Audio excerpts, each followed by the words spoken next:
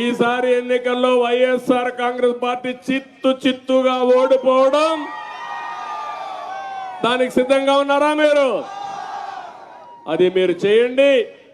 ఈ రాష్ట్రానికి పట్టి పీడిస్తున్న శని ఈ జగన్మోహన్ రెడ్డి, మీరు ఆలోచించి సరైన నిర్ణయం తీసుకుంటే ఆ తర్వాత నడిపించే బాధ్యత తెలుగుదేశం పార్టీ, జనసేన తీసుకుంటామని మరొక్కసారి మీ అందరికీ హామీ ఇస్తున్నా.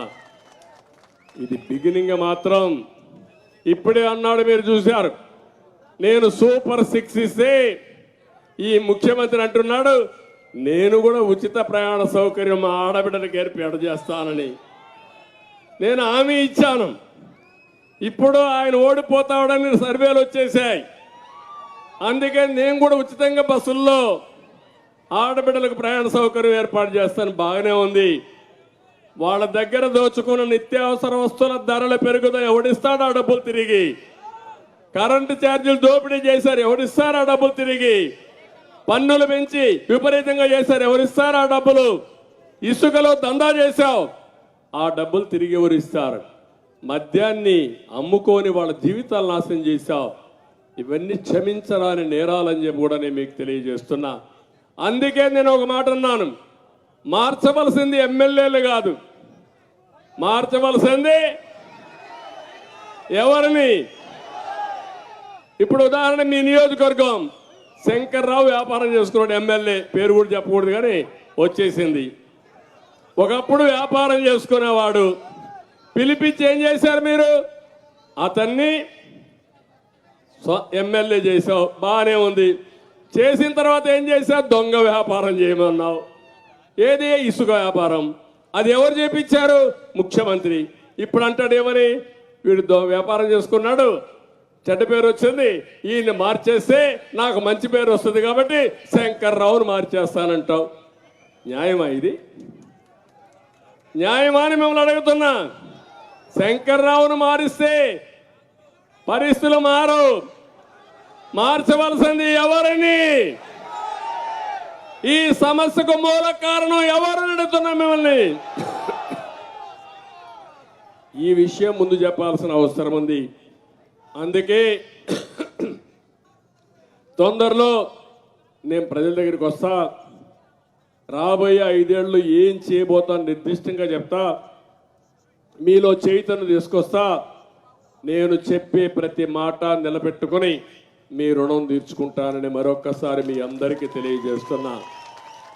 అందుకని ఈరోజు ఇక్కడికి వచ్చిన మిమ్మల్ని అందరినీ మనస్ఫూర్తిగా అభినందిస్తూ, చర్చ జరుగుతూ ఉంది రాష్ట్రంలో. మొన్నటి వరకు భయపడ్డారు, ఇప్పుడు ఎవ్వరు భయపడడంలా, క్లియర్గా చెప్పేస్తున్నారు. ఎవ్వరు కూడా, నేను చెప్తున్నా, ఈసారి ఎన్నికల్లో వైఎస్ఆర్ కాంగ్రెస్ పార్టీ చిత్తుగా ఓడిపోవడం దానికి సిద్ధంగా ఉన్నారా మీరు? అది మీరు చేయండి. ఈ రాష్ట్రానికి పట్టి పీడిస్తున్న శని ఈ జగన్మోహన్ రెడ్డి, ఇది మంచిది కాదు. ఇంతమంది బాధ పెట్టి ఈ ఒక్కడేం దోచుకుంటాడో నాకు అర్థం కావడం లేదు. ఏదేమైనా ప్రజా చైతన్యం తేవడం నా బాధ్యత. ఇన్ని జరిగినా మాకెందుకులే, బయట వస్తే మా మీద కేసు పెడతారు అనే పరిస్థితికి వచ్చారు.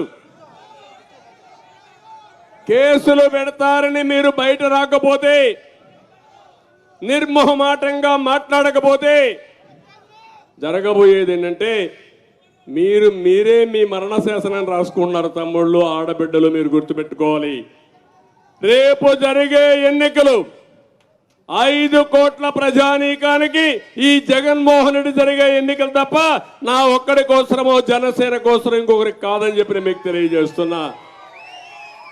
రాష్ట్రాన్ని కాపాడుకుంటామా లేదా?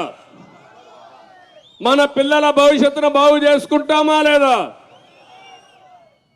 ఈ విషయంలో అందరికీ స్పష్టత ఉండాల్సిన అవసరం ఉంది. నేను ఒకటే మీ అందరికీ హామీ ఇస్తున్నా, నా జీవితంలో మళ్ళా పదవి ముఖ్యం కాదు. ఇటీవల కాలంలో మీరు చూశారు, ప్రపంచం మొత్తం 70-80 దేశాల్లో బ్రహ్మాండంగా స్పందించారంటే ఇది నేను ఎప్పుడు మర్చిపోలేని సంఘటనలు.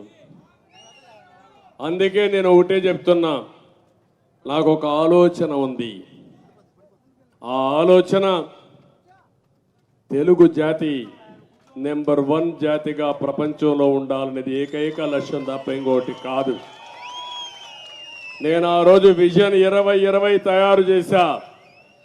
ఈరోజు మీరు హైదరాబాద్ పోయి చూడండి. ఈరోజు హైదరాబాద్లో చూస్తే ఆ రోజు నేను ఏదైతే ఆశించానో అవన్నీ జరిగాయి. ఆ రోజు ఒక మాట చెప్పాను, మీ పిల్లల్ని బాగా చదివించండి, మీ జీవితాల్లో వెలుగు తీసుకొస్తారు, మీ కుటుంబానికి పేరు తీసుకొస్తారని చెప్పాను.